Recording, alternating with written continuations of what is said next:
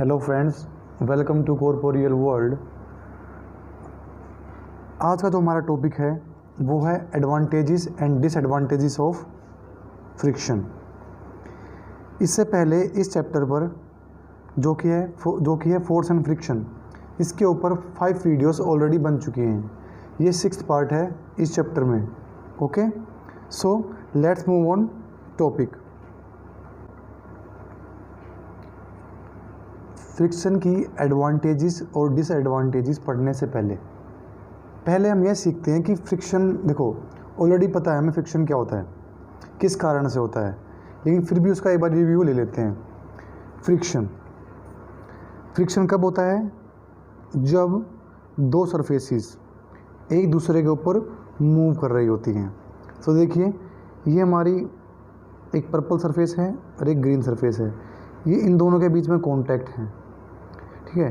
ये contact surface है। जैसे ही ये मूव करना स्टार्ट करेगी, सो इन दोनों के बीच में फ्रिक्शन डेवलप होगा। ओके, फ्रिक्शन हमेशा मोशन के अपोजिट डायरेक्शन में होगा।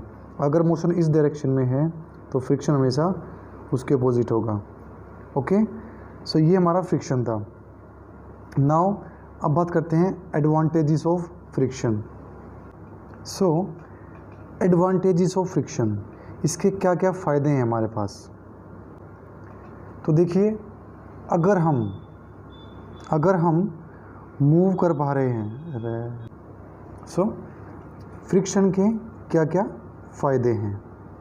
देखिए, हम एक सरफेस के ऊपर चल पा रहे हैं।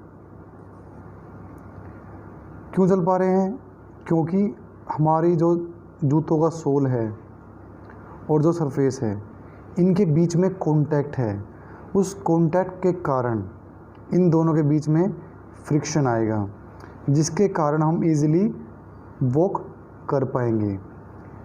अगर किसी कारणवश यह फ्रिक्शन कम हो जाए तो हम मूव नहीं कर पाएंगे, हम स्लिप करके गिर जाएंगे। ओके, तो फ्रिक्शन के कारण ही हम बिना गिरे, बिना स्लिप करे वॉक कर पा रहे हैं। कहाँ पर? सरफेस के ऊपर। ओके, सेकंड देखिए, stop the car from moving. जब एक कार बहुत हाई स्पीड से चल रही होती है, कहीं पर आपको ब्रेक मारने हैं। सो ब्रेक लगाने के बाद जो हमारी व्हीकल है, कार है, वो इजीली स्टॉप हो जाती है, इजीली रुक जाती है। क्यों? बिकॉज जो गाड़ी के टायर हैं, उन टायर्स के बीच में और रोड के बीच में क्या होता है? फ्रिक्शन होता है। उस फ्रिक्शन के कारण जो कार है वो इजीली और जल्दी रुक जाती है। अगर फ्रिक्शन ना हो तो कार नहीं रुकेगी। ओके, थर्ड पॉइंट देखते हैं। मान लीजिए ये एक वॉल है। क्या है? एक वॉल, दीवार है। अगर आप इसके सहारे एक सीढ़ी खड़ी करते हो लकड़ी की, अगर ये जो कॉन्टैक्ट सरफेस है, यहाँ पर फ्रिक्शन नहीं होता तो ये लैडर नीचे गिर जाती। लेकिन अभी ये यहाँ पर रुकी हुई है just because of friction. Okay, so friction के कारण क्या होता है? फ्रिक्शन के कारण जो लैडर है वो अगेंस्ट द वॉल और इजीली खड़ी रहती है। ओके, उसके बाद हम बात करते हैं मशीनरी की। हर व्हीकल के अंदर मशीनरी होती है। हर मशीन के अंदर, कोई मशीन देखी होगी, मशीन के अंदर भी मशीन के टूल्स होते हैं, पार्ट्स होते हैं। हर पार्ट जो मूव करता है एक दूसरे के ऊपर, वो कैसे करता है? फ्रिक्शन के कारण ही वो मूव कर पा रहे होते हैं। ओके, तो फ्रिक्शन के कारण ही एक पार्ट दूसरे पार्ट के ऊपर मूव करता है इनसाइड द मशीन। सो ऐसा क्यों पा रहा है? Just because of friction. Friction के कारण ही वो एक दूसरे के ऊपर मूव कर पा रहे हैं। ओके, ये था हमारा एडवांटेजेस ऑफ फ्रिक्शन। अगर फ्रिक्शन नहीं होता तो ना हम चल पाते, ना हमारी कार रुकती, ना मशीन वर्क कर पाती, ना ये लैडर खड़ी हो पाती। यानी कि फ्रिक्शन के बिना ये सारी काम क्या हो जाते हैं? इम्पॉसिबल हो जाते हैं। तो फ्रिक्शन बहुत ज़रूरी है। advantages of friction. So pause your video and write your notes. So अब बात करते हैं disadvantages of friction. Friction produce heat, that is जब एक सरफेस दूसरी सरफेस के ऊपर मूव करती है तो ड्यू टू फ्रिक्शन उनके बीच में क्या होता है, हीट जनरेट होती है. क्या जनरेट होती है? हीट. ड्यू टू हीट किसी भी चीज़ की इफ़िशियंसी कम हो जाती है. अगर कोई मशीन है, मशीन वर्क कर रही है, तो उसके पार्ट्स के बीच में अगर फ्रिक्शन हो रहा है, फ्रिक्शन के कारण क्या होगा, उसके अंदर हीट फॉर्म होगी. हीट के फॉर्म में क्या होगा, एनर्जी लॉस होगी, तो उसकी इफ़िशियंसी कम हो जाएगी. इफ़िशियंसी होती है उसकी, मान लीजिए कोई व्हीकल है 1 लीटर ऑयल में 50 किलोमीटर जा रहा है और एक दूसरा व्हीकल है वो 1 लीटर तेल में 70 किलोमीटर जा रहा है, तो ये होता है एफिशिएंसी. ठीक है. तो मशीन पार्ट्स के रब होने से या कोलिजन के बीच में फ्रिक्शन होने से हीट के फॉर्म में जो एनर्जी लॉस होती है उसके कारण उसकी एफिशिएंसी कम हो जाती है. तो एक लॉस तो ये है फ्रिक्शन का. वन मोर एग्जांपल देखिए, एक मैथ स्टिक है हमारे पास और एक मैच बॉक्स है. मैथ स्टिक को इसके ऊपर की सरफेस पर रब करते हैं तो क्या होता है, ड्यू टू हीट, हीट से क्या होता है, जो ये यहाँ पे जो ये ज्वलनशील सब्सटेंस है जो यहाँ पे जलने योग्य जो होता है, उसमें फ्रिक्शन के कारण क्या होता है, आग लग जाती है और मैथ स्टिक जल जाती है. ये भी क्या कारण है, ड्यू टू फ्रिक्शन.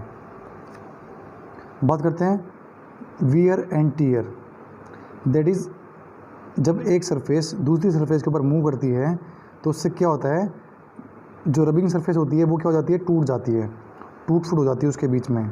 ओके. तो ये भी एक डिसएडवांटेजेस है फ्रिक्शन की. और देखिए ड्यू टू फ्रिक्शन, फ्रिक्शन के कारण क्या होता है, मशीन्स के जो पार्ट होते हैं, तो वो मशीन के अंदर जो पार्ट होते हैं वो मूव कर रहे होते हैं एक दूसरे के ऊपर.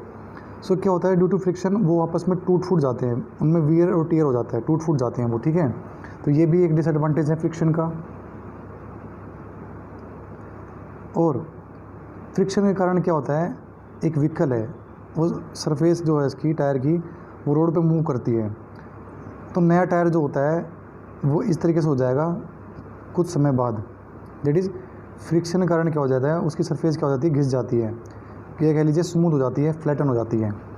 इसी प्रकार से हम कह सकते हैं जो हमारी स्लीपर्स होती हैं जब नई लाते हैं वो बिल्कुल जो सरफेस के साथ चिपक के चलती हैं, लेकिन कुछ समय बाद क्या होता है, फ्रिक्शन के कारण जो हमारी सोल होती है जूतों की या स्लीपर्स की वो क्या होती है, वो स्मूथ हो जाती है ड्यू टू फ्रिक्शन. ठीक है. उसके बाद उसका फ्रिक्शन क्या हो जाता है, कम हो जाता है. ओके.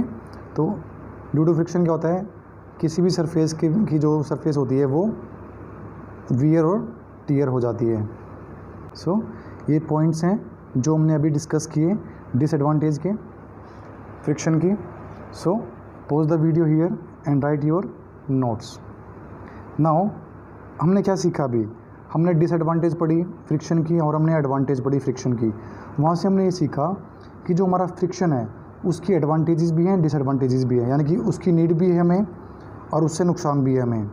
उसको हम छोड़ नहीं सकते. अगर फ्रिक्शन को छोड़ दिया तो हम चल नहीं पाएंगे, हमारी मशीन्स वर्क नहीं कर पाएंगी. ओके. अगर फ्रिक्शन को नहीं छोड़ते तो हमारी जो मशीन्स हैं वो टूट फूट जाती हैं, हमारी स्लीपर्स जो होती हैं वो फ्लैटन हो जाती हैं, हमारे जो व्हीकल के टायर्स हैं वो फ्लैटन हो जाते हैं, स्मूथ हो जाते हैं. ठीक है. तो नुकसान भी हैं इसके. तो इससे हमें क्या पता चलता है, जो हमारा फ्रिक्शन है वो नेसेसरी भी है. क्या है, नेसेसरी भी है, लेकिन ये हमारा दुश्मन भी है.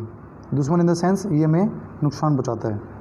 तो due to advantage and disadvantage we can said friction is necessary evil, एक रिक्वायर्ड एविल. दैट इज़ इसकी ये एक एविल है, एक दुश्मन है, लेकिन फिर भी इसकी हमें जरूरत पड़ जाती है. क्यों, इसकी एडवांटेजेस भी हैं, डिसएडवांटेजेस भी हैं. सो ये थी हमारी डिसएडवांटेजेस और advantages of friction. Now a question for you. जो क्वेश्चन है आपके पास ये है कि ड्यूरिंग रेन जो न्यू टायर होते हैं या कह लीजिए न्यू शूज़ होते हैं वो मोर फ्रिक्शन देते हैं, ज़्यादा फ्रिक्शन देते हैं as compare to old tyre या ओल्ड शूज़। दैट इज़ नए टायर जो होते हैं या नए शूज़ जो होते हैं वो ज़्यादा फ्रिक्शन देते हैं रेनी सीजन में, दैट इज़ ड्यूरिंग रेन, बारिश के समय पर। लेकिन जो शूज़ हैं या ये टायर हैं जो ओल्ड हो चुके हैं, जो पूरे घिस चुके हैं, ये फ्रिक्शन कम देते हैं। क्यों? देखिए, जो फ्रिक्शन होता है ना, फ्रिक्शन डिपेंड करता है नेचर और सरफेस पे कि सरफेस का नेचर कैसा है, स्मूथ है या रफ़ है। जितनी ज़्यादा रफ़ सरफेस होगी उतना ज़्यादा फ्रिक्शन होगा। कैसे?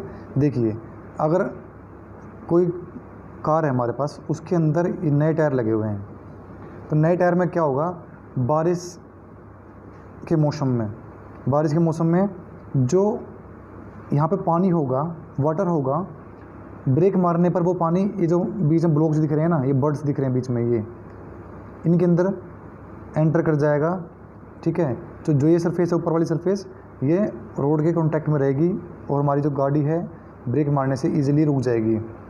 लेकिन अगर गाड़ी में टायर पुराने हैं, सो पानी पड़ा होगा यहाँ पे रोड पे, लेकिन जैसे आप ब्रेक मारोगे तो उस पानी को निकलने की जगह नहीं मिलेगी इन बर्ड्स के अंदर। बर्ड्स तो उसके अंदर है ही नहीं, तो क्या होगा, वो पानी सरफेस के बीच में और टायर के बीच में रह जाएगा और एज अ लुब्रिकेंट काम करेगा, दैट इज़ लुब्रिकेशन का काम करेगा, ग्रीस का काम करेगा टायर के बीच में और सरफेस के बीच में। तो इससे क्या होगा, इससे फ्रिक्शन कम होगा और जो हमारी गाड़ी है वो बहुत लेट जाके रुकेगी। ओके, तो ये डेंजरस हो सकता है अगर टायर ऐसे हों रेनी सीज़न में ये बहुत ज़्यादा खतरनाक हो जाएंगे। ठीक है, लेकिन अगर बारिश नहीं हो रही है तो उस केस में ये टायर ज़्यादा फ्रिक्शन प्रोवाइड करते हैं, स्मूथ टायर। ठीक है, क्योंकि कॉन्टैक्ट ज़्यादा होता है सरफेस के साथ इस केस में। ठीक है, इसी प्रकार से शूज़ की बात कर लेते हैं। नए शूज़ होते हैं तो हम इजीली वर्क कर पाते हैं, चल पाते हैं। अगर पुराने शूज़ हैं, अगर फर्श के ऊपर पानी पड़ा है, फ्लोर के ऊपर पानी पड़ा है, सो ये ओल्ड शूज़ क्या होंगे, वहाँ पे फिसल जाएंगे। क्यों फिसलेंगे? बिकॉज जो वाटर है एज अ लुब्रिकेंट काम करेगा फ्लोर के बीच में और शूज़ के बीच में। ओके, तो ये क्वेश्चन था आपके लिए, होप आपको समझ गए होंगे इसको। सो क्वेश्चन क्या है, ड्यूरिंग रेन न्यू टायर बोल दीजिए या न्यू शूज़ बोल दीजिए, show more friction as compare to old tyre या ओल्ड शूज़। दोनों का आंसर ये है। ठीक है, जो मैंने अभी आपको बताया। Okay, so pause your video and write down it. ये सारी बातें हम डिस्कस कर चुके हैं। एक नोट और देख लीजिए। नोट कहती है जो नए टायर होते हैं ना, नए टायर जो होते हैं लेस स्लिप करते हैं और लेस स्किड करते हैं, दैट इज़ कम फिसलते हैं और कम स्किड करते हैं। क्यों? क्योंकि उनके अंदर रफनेस ज़्यादा होती है। रफनेस ज़्यादा होगी तो ब्रेक अप्लाई करने पर वो स्लिप नहीं करेंगे। लेकिन ओल्ड टायर क्या होते हैं, उनमें मोर स्लिप करते हैं। वो क्या करते हैं, ज़्यादा स्लिप करते हैं और ज़्यादा स्किड करते हैं। क्यों? क्योंकि वो स्मूथ होते हैं। स्मूथ होने के कारण वो जल्दी फिसल जाते हैं। Okay, so this is the answer of your question. Pause the video and write your notes.